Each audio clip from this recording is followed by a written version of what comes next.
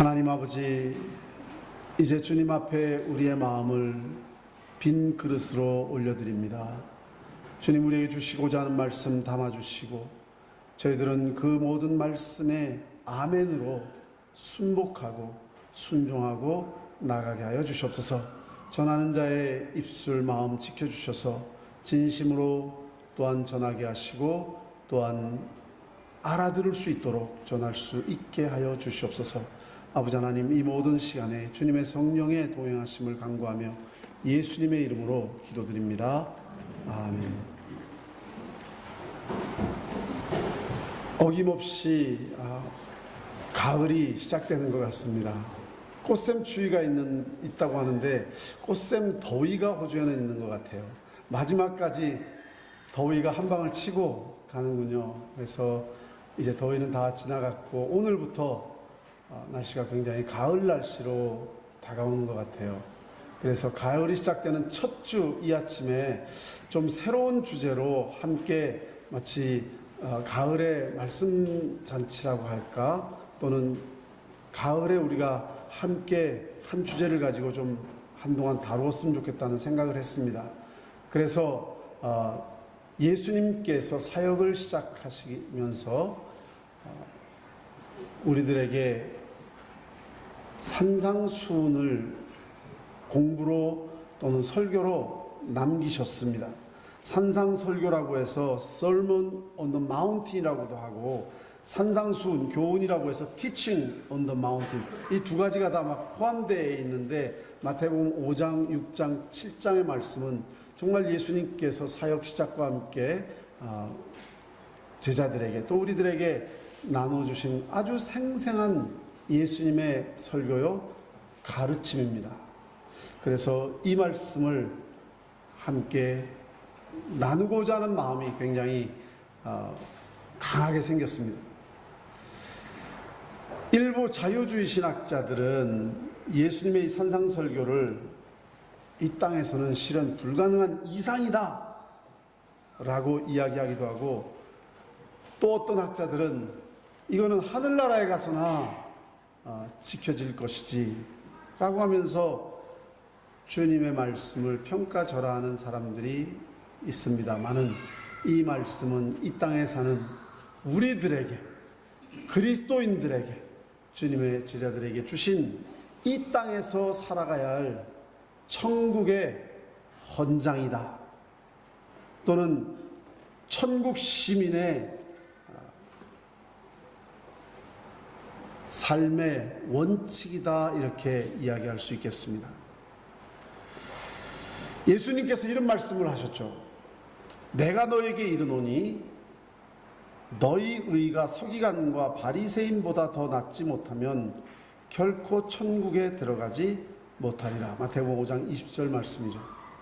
그만큼 우리가 은혜로 구원을 받고 하나님의 성령의 역사로 거듭남을 얻어서 정말 믿음으로 구원을 받았지만, 정말 그렇게 받은 은혜가 거저받았지만 싸구려 복음은 아닙니다. 예수님께서 이 땅에 직접 인간의 몸을 입고 오셔서 십자가에서 생명을 바치면서 이루신 너무나도 고귀한 구원이요, 너무나도 소중한 복음입니다.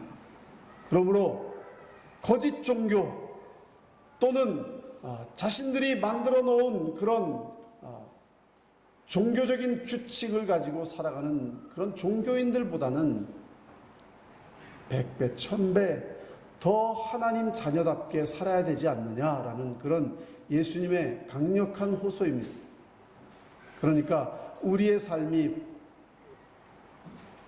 복음으로 구원받았다, 믿음으로 그냥 구원받았다고 해서 함부로 살 것이 아니라는 겁니다. 이 세상 사람보다, 또 어떤 세상의 종교인들보다 복음을 받은, 진리를 받은 우리들의 삶은 그들보다 이 땅에서 의가 더 있어야 될 것을 우리에게 강조하시고 계십니다. 오해하지 마십시오. 우리가 그런 인간의 어떤 행위의 의로 구원받은 것은 아닙니다만은 예수 그리스도의 십자가의 복음으로 구원받은 자는 그만큼 이 땅에서 바로 살아야 된다는 예수님의 아주 직격탄입니다. 직격탄입니다. 오늘날 그 말씀을 우리가 정말로 기억해야 될 줄로 믿습니다. 그러므로 이 산상수훈, 오늘은 팔복으로 시작되는데요. 복 있는 자는, 또는 어떤 자는 복이 있나니, 이렇게 시작되는 이 말씀을 8가지 복이라고 해서 팔복이다 이렇게 이야기하는데, 이 말씀들을 보면은 이 세상의 가치관과는 조금 다릅니다. 그 당시에도 로마 제국의 가치관은 힘이고 또는 권위이고 또 어떤 용감성, 어떤 군사력, 이런 것들이 강조되고 있던 시대였고, 유대인들도 그 가치관의 영향을 받아서인지 그들이 기다리던 메시아는 분명히 힘 있는 메시아, 영광을 가진 메시아, 권위를 가진 메시아. 그러나 예수님이 우리에게 주셨던 그 산상수훈을 통해 주셨던 이 가치관은 전혀 거기에 동의하지 않습니다. 여러분, 함께 이 말씀을 같이 나눌 수 있기 바랍니다. 오늘날도 마찬가지죠. 심령이 가난한 자는 복이 있나니. 심령이 가난하다는 말은 우리가 듣기도 싫어합니다. 왜냐하면 요즘 가치관은 성공, 또는 잘 산다, 또는 많이 가졌다, 성취했다, 또 안락하다, 유명하다, 존경받는다. 여러분, 이것이 오늘 세상 가치관의 대세 아닌가요? 그것을 복의 개념으로 가지고 있습니다. 누가 잘 나가면 저 사람 참 복받은 사람이네. 물질이 또는 권력이, 유명세가, 학벌이, 사업 번영이, 그런 것을 대세라고 이야기합니다. 사실 그들이 복 있는 사람인가라는 말은 또 다른 이야기죠. 그들 중에 행복하게 사는 사람도 있지만 불행하게 사는 사람, 마음의 염려와 근심을 가지고 사는 사람, 어쩌면 더 많이 있을지도 모릅니다. 예수님은 하나님이십니다. 성자 하나님이십니다. 그 말씀은 그분의 말씀이 맞습니다. 그분의 가치관이 맞습니다. 그분의 판단이 정확합니다. 그렇기 때문에 오늘 그분이 우리에게 직접 가르치신 그 팔복의 정의를 우리는 귀담아 들어야 됩니다. 그러기 위해서는 우리가 가진 복에 대한 편견, 선입관, 세상적인 가치관을 일단 내려놓아야 될 것입니다. 팔복의 첫 번째 오늘 나누려고 하는 말씀은 마음이 가난한 자에 대해서 이야기하고 있습니다. 가난한 것은 우리가 듣기 싫다고 했는데, 왜냐하면 가진 것이 없는 상태를 가난하다라고 표현하지 않나요? 특히 우리가 자본주의 시대에서 살아가고 있기 때문에 현대 그리스도인은 어떻게 이 재물과 행복과의 관계를 어떻게 엮어서 생각해야 될지 상당히 혼동스러울 때가 많이 있습니다. 그래서 일단 이 물질의 가치관부터 좀 타치를 해볼 필요가 있습니다. 물질이 없는데, 물질적으로 가난한데 여러분 행복할 수 있을까요? 어떻게 생각하십니까? 쉽지는 않을 거란 생각이 쉽게 들 것입니다. 지나가는 사람들이 던져주는 동전이나 받으면서 삶을 연명할 수밖에 없는 사람이 행복할까요? 라고 질문드리면 여러분 뭐라고 대답하실지 상당히 궁금합니다. 어린 자식들의 정말 죽도 못 끓여줘가지고 남의 집 박스를 주어서 겨우 죽이라도 끓여줄 수 있는 사람 행복할까요? 일용할 양식이 없어서 정말 밥을 점심 저녁 진짜로 밥이 없어서 못 먹고 잠자리에 들어야 하는 그런 사람이 행복하게 오늘 행복하게 난 잠든다라고 이야기하면서 잠들 수 있을까요? 정말 병이 걸려서 치료를 받아야 되는데 치료비가 정말 없어서 배가 아파서 배를 움켜쥐고 죽음을 맞이하는 그 사람이 정말 행복할 수 있을까? 가톨릭 내에 복음주의자라고 이렇게 이야기한 한스 퀸이라는 분이 계신데 신학자인데요. 그분이 이런 말을 했습니다. 가난은 사람들에게 기도를 가르치기도 하지만 저주를 가르치기도 한다. 가난, 고통, 배고픔은 비참함이지 행복은 아니다. 이분에 동의하시는 분 손 들어보시라고는 몇 분이나 드실까? 상당히 궁금합니다. 상당히 중요한 굉장히 본질적인 질문입니다. 그죠? 그럼에도 불구하고 나는 마음 깊이 믿음이 있어서 행복합니다. 그런 분이 계신다면 종교적인 위선자는 아니실까? 그냥 종교인인 것이기 때문에 할 수 없이 그렇게 대답하는 그런 의문점을 우리가 가질 수 있겠죠. 예수님도 우리의 물질에 대해서 필요함을 알고 계십니다. 그래서 기도를 가르치실 때 너희는 이렇게 기도하라. 몇 가지 가르치면서 일용할 양식을 주시옵고 일용할 양식을 주시옵고 일용할 양식이 없을 때 우리가 얼마나 비참해지는지를 예수님은 알고 계셨습니다. 일용할 양식, 우리 인간에게 일용할 양식이 없이는 정말 행복하기 어렵다는 것을 주님 알고 계시는 분이십니다. 그래서 우리 기독교가 먹고 사는 문제에 전혀 관심이 없는 그런 신앙은 아니죠. 예수님께서도 우리에게 일용할 양식을 위해서 기도하라고 말씀하셨고 하나님도 예비하시는 여호와 이레의 하나님, 우리의 모든 것을 영적인 것, 물질적인 것을 예비하신다 하나님이심을 우리 그리스도인들은 적어도 물질 안에 행복이 있다. 물질 만능주의적인 사람들은 아니죠. 물론 우리는 물질을 죄악시하는 금욕주의자들도 아닙니다. 모든 물질의 세계는 하나님이 만드셨고 그리고 창조하신 후에 보시기에 좋았더라 라고 말씀하셨습니다. 이 모든 물질은 하나님께 속해 있습니다. 물질 자체가 우리에게 죄악이고 그런 금욕주의자들의 사고방식을 우리는 나누지 않습니다. 그렇다고 해서 물질이 인생의 목적인 것처럼 물질만 쫓아가고 물질 안에 행복이 있다는 것처럼 생각하는 물질주의자들도 아닙니다. 그래서 우리는 우리 삶 속에서 하나님께서 물질을 공급해 달라고 일용할 양식을 위해서 기도하는 것이죠. 그것은 정당한 것이고 예수님께서 우리에게 그렇게 하라 말씀하셨습니다. 그렇다면 물질적인 풍요가 행복을 보장할까?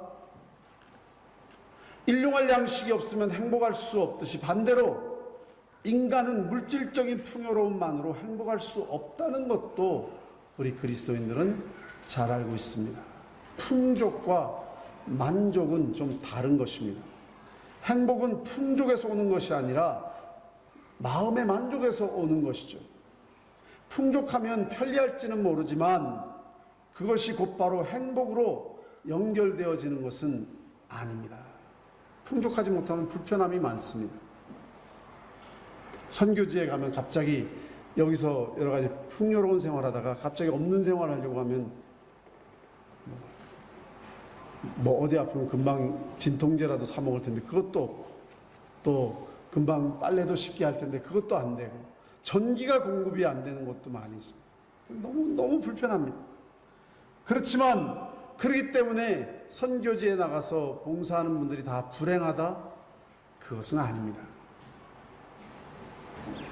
손빨래 하시던 가정주부가 이제는 전기로 세탁기를 구입해서 사용하게 되었다면 생활은 편리해졌을지 모르지만 그때보다 더 행복해졌다?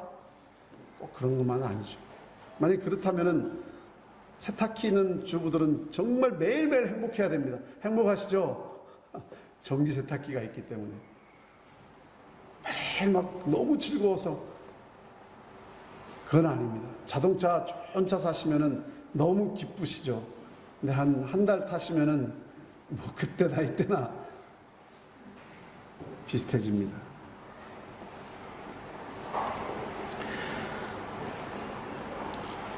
정말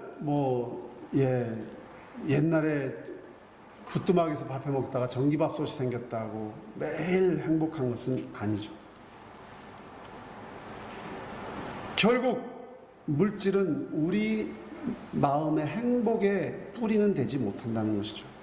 있어서 복이 될 수도 있고, 사실 한스 퀵이 말한 대로 물질 때문에 불행해진 사람도 많습니다. 로또 맞은 사람들 그 통계 보니까 진짜 정말 거의 대부분이 전보다 너무 마음이 불행해졌다라고 이야기하고 있습니다. 있어서 복이 될 수 있고 저주도 될 수 있습니다. 쟤네들이 돈이 없었으면 참 바로 살 애들인데 돈이 있어서 자식들 다 망쳤다라고 이야기하는 분들도 많이 봅니다. 그러니까 없어서 불행할 수도 있고 행복할 수 있고, 있어서 불행할 수 있고 또 행복할 수 있고, 그러니까 물질의 많고 적고의 여부에 따라서 행복이 보장되는 것은 아니죠. 그러면 누가 어디에 어떻게 누가 행복한 사람인가, 누가 복 있는 사람인가, 주님께서 그 답을 우리에게 주시고 계시니 얼마나 중요한 말씀입니까? 돈이 많은 자는 복이 있나니, 그렇게 말씀하시지 않습니다. 지위가 높은 자가 복이 있나니, 건강한 자는 복이 있나니, 배부른 자는 복이 있나니, 마음의 편리와 일시적인 기쁨을 주는 건 당연합니다. 그러나 주님께서는 심령이 가난한 자는 복이 있나니, 심령이 가난한 자는 복이 있나니, 심령이 부도가 난 자는 복이 있나니, 그런 얘기죠. 심령이 파산당한 사람은 복이 있나니, 파산을 해서 부도가 나서 아무것도 내놓을 게 없는 자는 복이 있나니. 충격적인 말씀입니다. 내가 부도당했다 또는 파산되었을 때 정말 내가 할 수 있는 건 아무것도 없습니다. 내 마음이 그렇게 되었을 때에 비로소 하나님 나라가 내 마음에서 이루어지기 시작된다는 것입니다. 세상의 가치관과는 굉장히 철저하게 대치가 되는 굉장히 혁명적인 생각입니다. 하나님이시니까 하실 수 있는 말씀입니다. 그 말은 하나님 나라가 우리에게 임하기 시작한다는 것은 하나님이 우리 안에 계시기 시작한다는 것이고, 우리에게 참 복의 근원은 하나님이시라는 것이죠. 하나님 그분이 우리에게 복의 근원이십니다. 하나님이 계시면 우리는 복이 있고, 하나님이 안 계시면 복이 없다는 것입니다.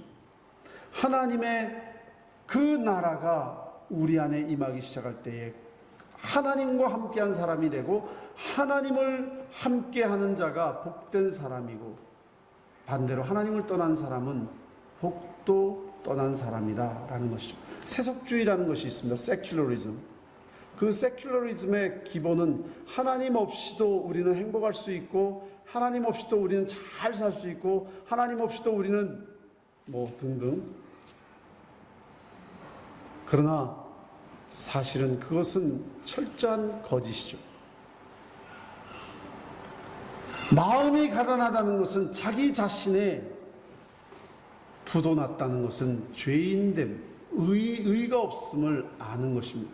자기 자신 안에 의가 없음을 인식하는 것입니다. 자신이 죄인됨을 아는 사람은 행복한 사람입니다.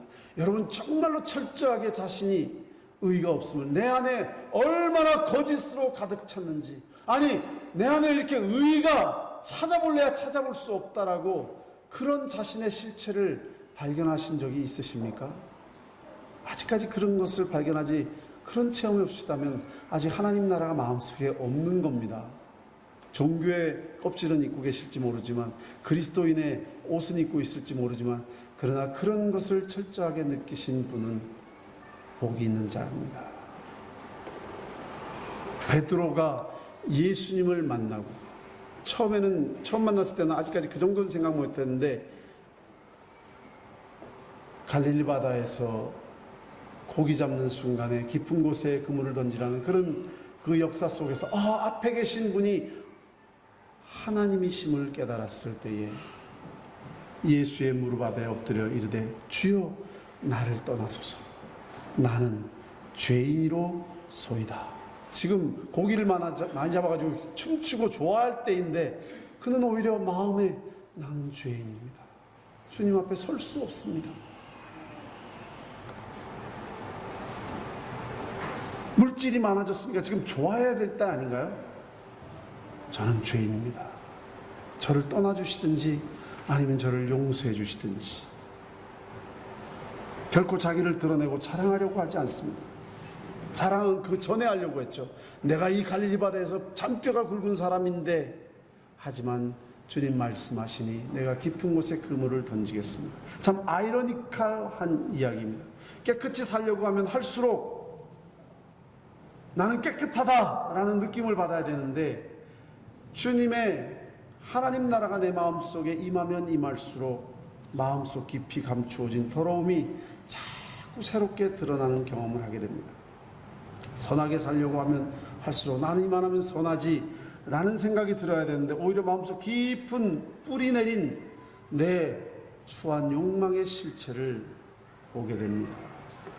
주위에 있는 사람들이, 저렇게 선하게 산 사람들이 어디서 칭찬하지만, 또 지금까지 살면서 적어도 나는 저 나라 사람들보다는 낫지, 저 사람들보다는 낫지라고 생각하게 살았는데, 그러나 하나님 앞에 설 때 자신의 모습이 부끄럽기 짝이 없는 그런 마음. 여러분, 이 예배당에 지금 먼지가 보이나요? 안 보이죠? 지금 이 커튼을 지금 가려서 그래요. 벽이 다 막혀서. 이게 쫙 열리고 햇빛이 쫙 비치면 먼지가 쫙 보이게 될 겁니다. 맞죠? 안 보일 뿐이지, 우리의 마음속에 하나님의 은혜가 임하지 않았기 때문에 안 보일 뿐이지. 한 줄기 하나님의 은혜의 빛이 들어오면 우리 마음속에 얼마나 교만이 있는지, 얼마나 위선이 있는지, 얼마나 추함이 있는지 다 드러나게 되죠. 하나님 말씀을 읽을 때마다, 설교를 들을 때마다, 찬송을 부를 때마다 말씀이 빛이 되어 내 추한 모습을 드러냅니다. 그 말씀은 칼이 되어, 양날이 선 아주 날카로운 칼이 되어 내 추한 영혼을 해짓습니다. 그렇기 때문에 바울은 전에는 굉장히 자기가 잘나고 똑똑하고 저 잘못된 그리스도인들을 핍박해야 된다고 생각을 했는데, 잡아 끌어와서 저 못된 사람들을, 죄인들을 이렇게 생각을 했는데, 하나님의 은혜의 빛이 자신에게 들어올 때 오라 나는 곤고한 사람이로다. 이 사망의 몸에서 누가 나를 건져내나. How wretched man I am. 자기 스스로 마음의 도산을 이야기하고 있습니다. 주여 구원하소서, 우리가 죽겠나이다.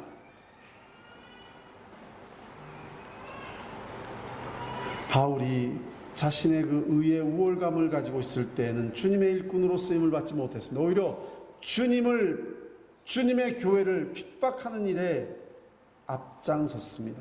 그러나 그의 마음이 하나님의 복음으로, 은혜로 부도가 났을 때에, 마음이 가난한 자가 되었을 때에 자신의 못남을 자랑하기 시작합니다. 자신의 강함이 아니라 약함을 자랑합니다. 만삭되지 못하여 난 자, 죄인 중에 괴수죄인, 자신의 마음이 가난할 상태를 그대로 고백하고 있습니다.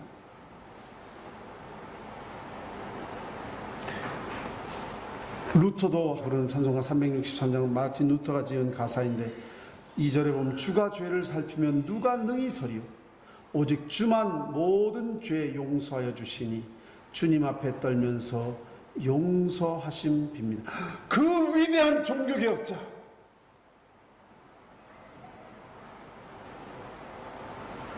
지난주에 우리는 그 카톨릭 교회 제3자 다음 교황 후보자인 펠이라고 하는 주교의 그 유아 성적 추행 사건으로 재판 유죄 선고를 보았습니다. 충격입니다. 근데 그분이 평소에 굉장히 다른 사람들이 도덕적으로 굉장히 스트릭트하고 그리고 굉장히 다른 사람들이나 잘못된 것을 정죄하는 스타일이었습니다. 그런데 물론 타인에 의해서 속이 드러났지만 불행한 일이죠. 모든 사람들이 그 일이 있기 전까지는 그분은 너무나도 철저하고 완벽하고 정말 저 사람이 누구를 정죄하고 비판할 때는 박수를 쳤습니다. 우리는 그보다 낫다고 생각하십니까? 아니요. 주님 앞에 떨면서 용서하심을 빌 수밖에 없는 우리들. 파수꾼이 새벽을 기다리듯 하나님의 그 용서함과 은혜를 간절히 바라니 이스라엘 백성아 주를 바라볼지라. 심령이 가난한 자는 자신의 의가 없음을 인식하면서 동시에 하나님께만 나의 죄사함이 있음을 알고 그분을 간절히 바라며 그분에게 손을 내미는 것을 의미합니다. 심령이 가난하다는 것은 마음이 너무나 가난해서 스스로의 힘으로는 도저히 견뎌낼 수 없는 연약한 영적 상태를 말합니다. 즉 내 스스로 살아갈 수 없는 극빈 상태를 말하는 거죠. 누가복음 18장에 보면은 한 세리의 기도하는 모습이 나옵니다. 바로 그런 모습입니다. 주님, 이 세리는 멀리 서서 감히 눈을 들어 하늘을 쳐다보지도 못하고 다만 가슴을 치며 이르되 하나님이여 불쌍히 여기소서. 나는 죄인이로소이다. 마음이 가난한 상태 아닌가요? 마음이 부도난 상태 아닌가요? 나는 아무것도 할 수 없습니다. 하나님, 저는 죄인입니다. 저를 불쌍히 여겨주시옵소서. 당신이 용서하지 않으면 저는 아무것도 설 수 없습니다.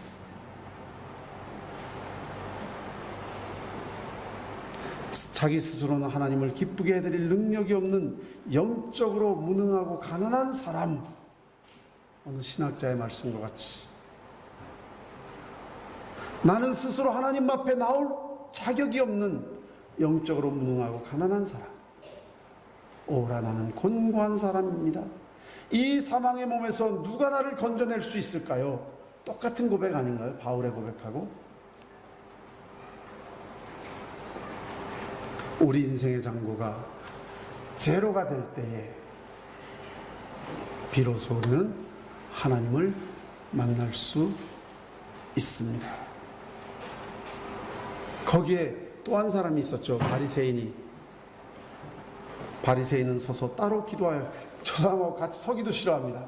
내가 어떻게 저런 사람하고 같이 설 수 있어? 난 적어도 얼마나 의롭게 살았는데, 내가 얼마나 거룩하게 살려고 몸부림쳤는데, 하나님이여, 나는 다른 사람들 곧 토색, 불의, 간음을 하는 자들과 같지 아니하고 이 세리와도 같지 아니함을 감사나이다. 호주에 사는 사람들의 대부분이 이런 생각을 하고 살아갑니다.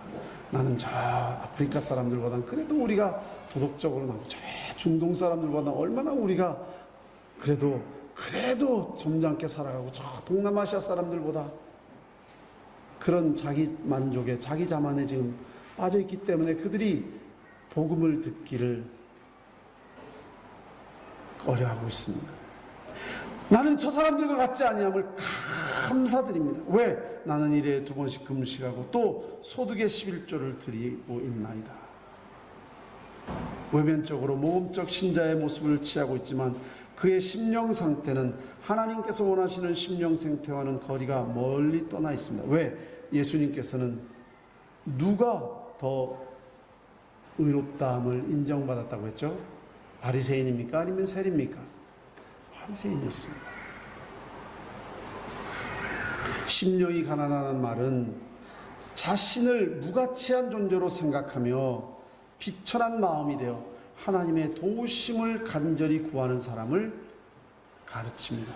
카일 알드먼이라는 분이 한국어로 번역된 책이 있는데 나의 끝, 예수의 시작이라는 책이 있습니다. 거기에 이런 말이 있습니다. 말기암으로 몇 개월밖에 살지 못하는 청천벽력 같은 통보를 받았을 때, 이혼 서류가 날아왔을 때, 우울증이 참기 힘들 만큼 깊어졌을 때, 30년 동안 청춘을 바쳐 일했던 직장에서 아무 대책도 없이 쫓겨났을 때, 병원에서 신부전이라는 이유로 낙태를 권유했을 때, 가정을 되살릴 힘이나 포르노 중독을 이길 힘이 내게 없다는 것을 마침내 깨달았을 때, 남편이 자동차 사고로 세상을 떠났을 때, 초음파 검사로 태아의 심장 박동이 멈춘 것을 확인했을 때, 나의 끝에 이르렀을 때 비로소 예수가 나에게 실제가 되었다. 굉장히 마음에 와닿는 말입니다. 그럴 때, 너무 미련해가지고 그렇지 않을 때 내가 마음이 가난해지면 참 좋겠는데, 우리가 너무 미련스러워가지고 그런 충격적인 일을 당할 때야 비로소 내 마음이 가난해지는 그런 참 미련한 사람들이죠. 그때 예수님이 평소에는 너무 추상적이고 너무 멀리 계셨는데 그분이 나에게 리얼리티, 실제가 되었다. 그 전까지는 예수의 이름은 호칭이고 관념일 수밖에 없었다는 것이죠. 그렇게 예수님을 만날 수 있었다면 내 인생이 잔고가 제로가 되었다는 것이 얼마나 복입니까? 얼마나 행복입니까? 참된 복의 뿌리, 근원, 그분이 내 안에 실제가 되었으니까요. 마음이 가난한 자는 이제 다른 것을 의지할 곳이 없습니다. 오직 주님이 나의 유일한 소망입니다. 유일한 삶의 이유입니다. 주님을 강하게 붙잡은 사람들입니다. 평소에는 너무 다른데 우리가 신경 쓸 때가 너무 많아요. 의지할 것도 많고. 왜 영적으로 우리나라가 이렇게 젊은이들이 교회를 떠나고 관심이 없습니까? 물어보니까 요새 너무 재밌는 것들이 많아서 주님에게 마음을 돌릴 그런 생각들을 안 한다는 거예요. 마음이 너무 부자입니다. 복의 근원 대신 주님을 바라볼 그런 시선을 가지지 못하고 있습니다. 그러나 내 마음이 부도가 났을 때에 나에게 있어서 주님은 나에게 리얼리티, 실제가 되었을 뿐만 아니라 주님은 나의 소망이요, 이 세상은 너무나도 이제는 작게 안 보이고 오직 주님만이 나의 전부인 것을 알게 되었으니 얼마나 복 있는 사람인가. 주님 뜻대로 살기로 했네. 뒤돌아보지 않겠네. 마음이 가난한 자들의 찬양입니다. 뒤돌아보지 않게. 나는 이제 아무것도 안 보입니다. 오직 주님밖에 보이지 않습니다. 마음이 가난한 자는 복이 있나니 천국이 저들의 것이며, 천국이 저들의 것이며. 얼마나 귀한 축복입니까? 바울은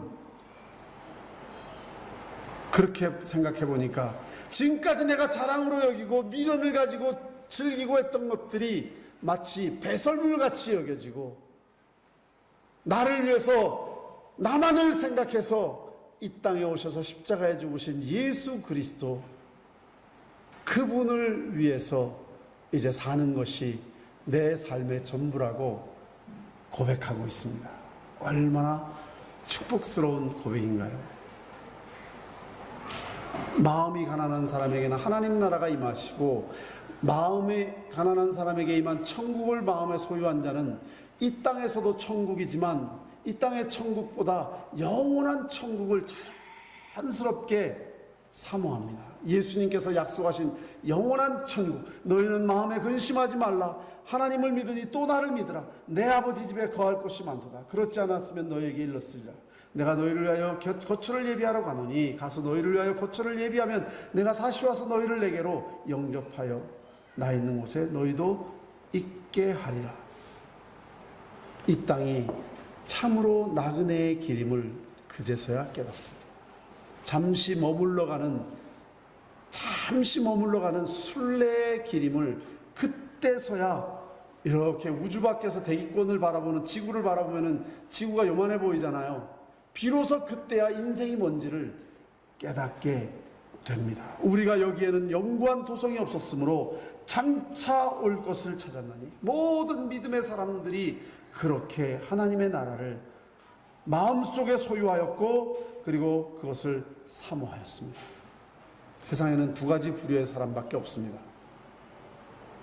하나님께서 주시는 이 복을 누리는 자와 이 복을 누리지 못하는 자. 계시록 3장 17절 말씀해 보니까 네가 말하기를 나는 부자라 부유하여 부족한 것이 없다 하나 네 곤고한 것과 가련한 것과 가난한 것과 눈먼 것과 벌거벗은 것을 알지 못하는도다. 마음이 이렇게 부유한 사람은 하나님 보시기에는 너무 불쌍하고 너무 가련하고 너무 눈이 멀어 있고 하나님 보시기에는 벌거벗은 수치를 그대로 드러내고 있는 사람이다. 얼마나 공고한 사람인지. 그래서 3장 18절에 흰옷을 사서 입어 벌거벗은 수치를 보이지 않게 하고 안약을 사서 눈에 발라보게 하라. 영적으로 볼 때 그렇다는 것입니다. 하나님 눈에 그렇다는 것입니다. 육신적인 세상적인 세속적인 눈을 가지고는 이 이야기가 지금 무슨 말인지 이해가 안 갈 겁니다. 그러나 하나님이 주신 복을 누리는 자의 눈에는 9절에 보니까 내가 환난과 궁핍을 알거니와 실상은 네가 부요한 자니라. 네가 부요한 자니라. 지금 우리 앞에 이 선택이 놓여 있습니다. 하나님의 나라의 그 부요함을 누릴 것인가, 아니면 영적으로 눈먼 자 되어서 아직도 자신의 가련함을 보지 못하는, 그래서 하나님의 복을 누리지 못하는 것은 아닌가. 주님, 나에게 믿음을 더하여 주시옵소서. 내 속에서 난 것이 아무것도 없습니다. 주님의 은혜가 없이는 살 수 없는 무한한 무력한 인생입니다. 심령이 가난한 자는 복이 있나니 바로 이 사람이 천국을 얻게 될 것입니다. 같이 기도하겠습니다. 하나님 아버지, 주님이 말씀하시는 이 말씀의 뜻을 알게 하여 주시옵소서. 깨닫게 하여 주시옵소서. 하나님 보시기에 불쌍한 자가 되지 말게 하시고 하나님 보시기에 참 부유한 자가 되게 하여 주시옵소서. 하나님, 빛을 주시고 믿음을 주시고 은혜를 주시옵소서. 내 속에서 난 것이 아무것도 없음을 고백하게 하시고 주님의 은혜가 없이는 살 수 없는 무기력한 인생임을 고백하고 하나님 나라가 우리 안에 풍성히 임재하는 축복된 자로 서게 하여 주시옵소서. 예수님의 이름으로 기도드립니다. 아멘. 주 예수 그리스도의 무한하신 은혜와 만극하신 하나님 아버지의 사랑과 성령의 교통하심과 역사하심이 오늘 이 자리에 나와 하나님의 은혜를 사모하며 주의 뜻대로 살아가기를 원하는 모든 성도들 머리 위에 지금부터 영원토록 함께 하시기를 축원하옵나이다. 아멘.